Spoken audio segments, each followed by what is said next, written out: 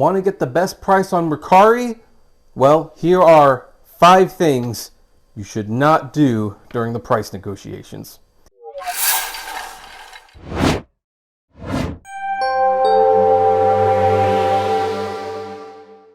Hey everyone, this is Kevin the Apptrepreneur. Welcome to my channel. If you are a returning visitor here, thank you once again for coming and for subscribing to this channel. And for those of you who are new here, thank you for coming. Hopefully this video will provide some valuable insight to you. So I'm a Mercari seller, and I think some of you are probably Mercari sellers too. And certainly a lot of you out there are Mercari buyers. Mercari started out as like a little app shopping thing, much like Let It Go and things like that, that people weren't taking too seriously. But over the past year and a half, Mercari has actually built up quite a big following, quite a few users, both buyers and sellers, and has actually been making some very great strides to being a serious competitor to eBay and Amazon. And in fact, I like the platform so much and see so much potential in the platform that I believe within a year or two, it will be a competitor to eBay and Amazon. It might even be a publicly traded company by then. And one of the big draws to Mercari is basically that Mercari has found a way to streamline the negotiating process when it comes to prices. You see something on Mercari and you can either just add it to the cart, you can buy it now, you could make a percentage offer up to 25% off the item and hopefully the seller will accept it, or you can do the old-fashioned thing. You can email the seller and try to negotiate directly with them, so long as you are negotiating to buy on Mercari and not off Mercari. However, like a lot of things in life, there are things you should do and you should not do, and how you try to negotiate for that lower price for that item that you want on Mercari. And we are going to talk about the top 6 because after I had written the script and started filming, I realized there was a very important 6th one of things you should not ever do, and we are going to discuss those. However, if this is your first time here and if you happen to really like this video and this topic, do me a favor, hit that subscribe button and smash that like. I thank you very much for doing it, and also you can leave comments about future topics you would like us to consider discussing here on the Apptrepreneur. Alright, I'm going to start by naming this 6th thing that I just thought about what not to do when you are buying on Mercari. However, this is kind of not my biggest concern because I think the only people who do it are scammers.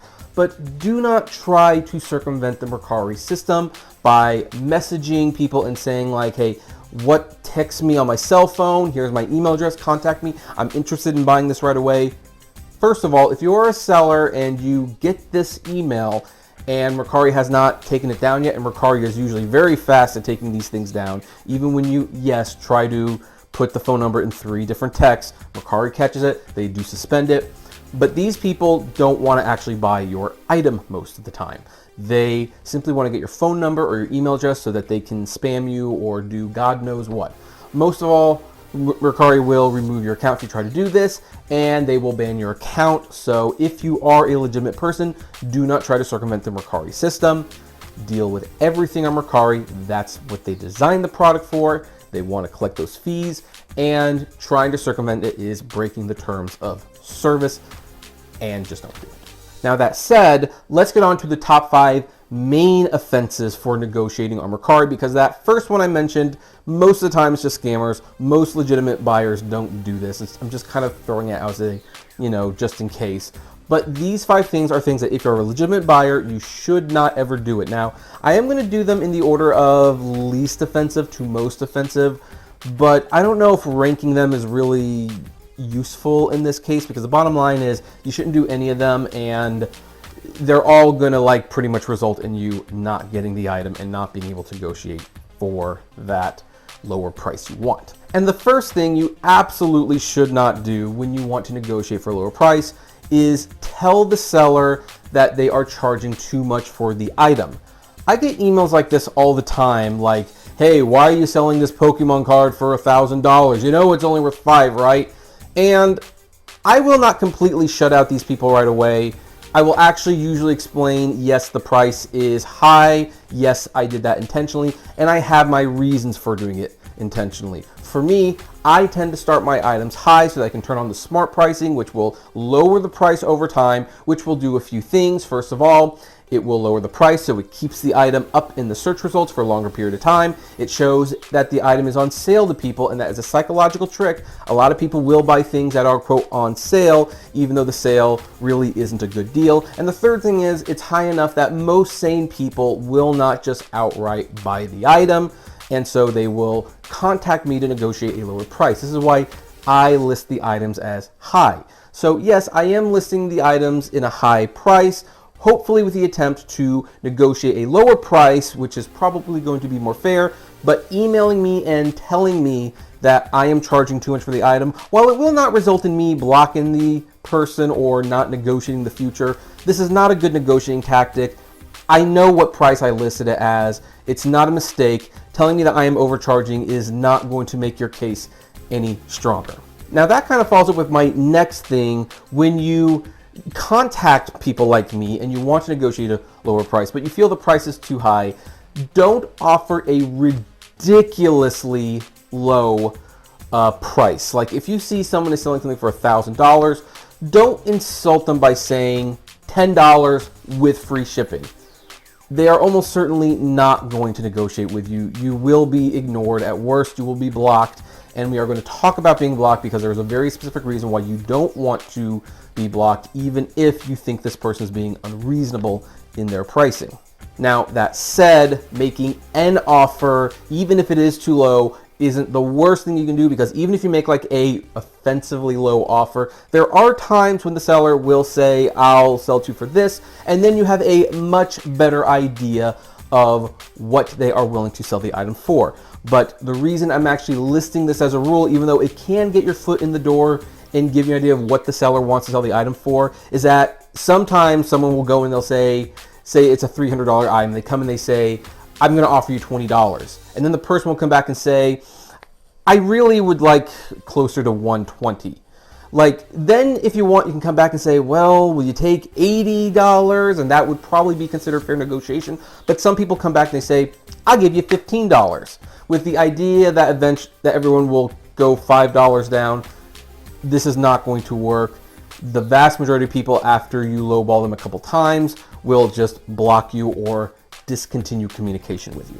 Now, that said, again, even though you should not go too low, again, you are at least getting the seller to talk to you and start the negotiation of what you want to actually pay for the item. But there is one thing you should never ask, and this will actually stop the conversation dead in its tracks regardless. Do not email the seller saying, what's the lowest you're willing to sell this for? First of all, I can guarantee you the seller will not bite. They are not interested in selling to you. They are not going to tell you the absolute lowest that they're going to go. But here's the other thing. What if they do tell you the lowest that you're going to go and it's too high for you? Well, you have already established this is the lowest the seller is going to go. So if you try to price negotiate after this, it's just going to go nowhere, because the seller said, I already told you the lowest I'm willing to go, and this is it. Now, an exception can be made where if you do try this and if they do say, I'm going to sell this to you for $60, if you want to come back and say, would you consider $55? Maybe they'll go $5 lower just to make that sale. But for the most part, sellers, if they get an email that says what's the lowest they're going to go, the seller knows that this buyer is a cheapskate. They do not want to spend a lot of money, and they, for the most part, will not even tell you the lowest. They will just say, make me an offer, and I will tell you if you're in the right ballpark. And if you're not willing to do that, well, then this conversation is going to go nowhere. By the way, with all of these last three things, I would also like to say, if you do make an offer, or if you try to ask what's the lowest offer, do not ever say, this is my lowest offer, shipping included. If the person is charging for shipping, they have a very good reason to charge for shipping. They are not going to give you free shipping. I will actually make a completely separate video about this topic, because there's something about shipping that people who buy from Mercari don't understand. And when that video is made, if you can click the link above and you can just watch that video. Now then, the fifth major thing that you should not do is point out that you can get the item cheaper elsewhere. I don't really know why this is a thing. I see it in retail stores all the time where I'm in a Target or a Best Buy and I hear someone talking to the cashier, like they hold up an item, usually it's a game or something, they say, I can get this $10 cheaper at Amazon, and I don't really understand what the point is. Now, some people might say, well, the store might have a price match policy. I guess that's true, but you know, with our phones and everything, if you can find it cheaper online, I don't know why you wouldn't just buy the item from that online retailer. That's pretty much what I tell people when they say, hey, Amazon is selling it for this price, or this seller is selling it for this price. My response is, go buy it from them then. This is a non-starter to the price negotiation process. I don't understand why people even bother. Maybe I'm missing something, but I'm not going to compete with Amazon because Amazon is willing to sell things at a loss. Likewise, I am not going to be, doing a price match with a seller, because that seller might be selling the same item, yes, and they might be selling it at a cheaper price, yes, but the item might also be in considerably worse condition than what I am selling it for. Therefore, there's no reason to even get into a price match. If you want the really nice item, you're going to pay more and buy it from me. If you want the item that's beat up and has nacho cheese stains on it and things like that, then you buy it from them. But most sellers will not negotiate with someone who says, I can get this cheaper someone else. They're just going to say, well, go buy it from there then. There's probably a reason it's cheaper. And I don't know why this is a thing, but maybe I'm missing something. This is the time where I definitely encourage you, if there's something about this little negotiating tactic that I'm not seeing, comment below. I would really like to know what that is. And the number one thing, I will put it number one, but the number one thing you never want to do in a price negotiation, and at this point I think the negotiations have pretty much fallen by the wayside, or else you wouldn't be saying this, but you should never say it anyway, is don't tell the seller, don't tell the seller as a buyer that you have bought the same item somewhere else, and really don't do that and say that you got it for this much less. Now, some of you might be saying, well, why not? I mean, at this point, negotiations have gone south. This person has clearly intended not to buy it from you. And there's a main reason why. Because you do this, you will be blocked. Now, first of all, if you're trying to price negotiate the item, this is the worst thing you can say. Because from the seller's perspective, you have the item. There is nothing they can do that will make you want to buy it at this point from their perspective, and so they will simply block you and like the sale's over. But here's the other thing, if they have bought the item, then it's just adding insult to injury. That's like that guy who goes to a music store, says, I want this record for $5 less. The music store owner says, no, I'm not going to do that. And then the person whips out his phone, goes to Amazon, buys it in front of him and says, look, I just bought it on Amazon. I mean, the guy's just going to throw you out of the store. That's all that's going to happen. He will not care about you, and you do not want to get blocked. Now, why do you not want to get blocked? Well, let me tell you a story. And interestingly, this story is eerily similar to a problem I had with my store, but I verified that this was not my friend giving me the problem. So I am selling Pokemon cards on Mercari. You're probably aware of this if you watched my video Wednesday. But I am starting the Pokemon prices for the cards high because I want to negotiate the price and I want them to slowly go down. All the reasons I listed above, that's what I'm doing. And I had one particular guy who, well, actually, no, this is not even me. I'm getting the stories. So this is my friend. He's doing it for someone else. Again, it's so similar. I got them mixed up. Anyway, he saw that this guy was charging a lot of money for the cards. So he decided he was going to blast this guy because he thought this guy was taking advantage of Pokemon fans who did not know better. And in all fairness, that's probably a side effect of doing this sometimes, but well, if people don't do their own research, that's not your fault.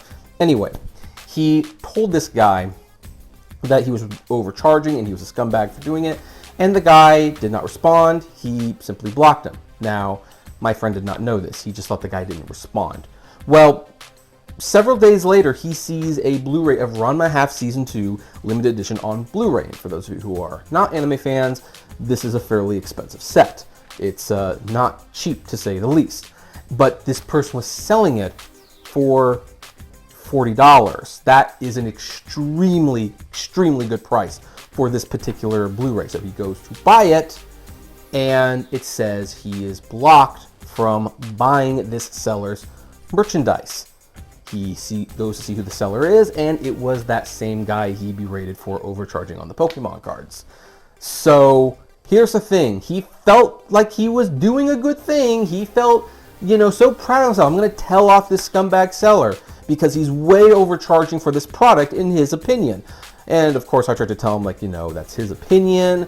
You know, the cards might be worth that much to him. He didn't want to listen to it. He decided he wanted to berate this seller. And the seller, rather than even dignify it with a response, blocked him.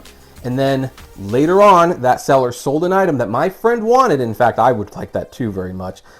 That's a very good price. But he saw the item at the price he wanted. He wanted to buy it right there and then. Because he had burned the bridge with this seller a week ago, and he didn't even realize it, he could not get it. And within an hour, someone else bought it from him. Namely, me. Because he told me about this. I went and looked it up, saw that it was still there, and I bought it. So, I don't know if that makes me a bad friend or not, but if you're an anime fan, you might understand why there was a little bit of competitiveness for that set. So, here's the thing. You do not want to get blocked. And yes, there are abuses with the blocking system. I talk about it in this video whenever I end up filming it.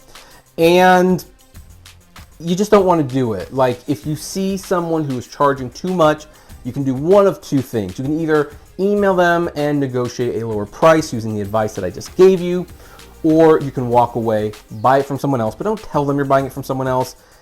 If the sale wasn't meant to be, it wasn't meant to be. Then, of course, there's other little things you shouldn't do that are just common sense. Don't curse them out. Don't call them names. Don't try to circumvent the system. Don't make personal attacks. These are things that, these aren't necessarily advice things. These are against Mercari's terms of service, and you just shouldn't do them anyway. But anyway, that's my opinion of the 6 main things you should not do when you negotiate a lower price on Mercari. Did I miss any? Or do you like this advice? Do you disagree with some of these things? I would like to know. Maybe you can explain why some of you do this on Mercari yourselves. But whatever it is, comment below, like, favorite, share, subscribe, and as always, flame responsibly. Have a good one.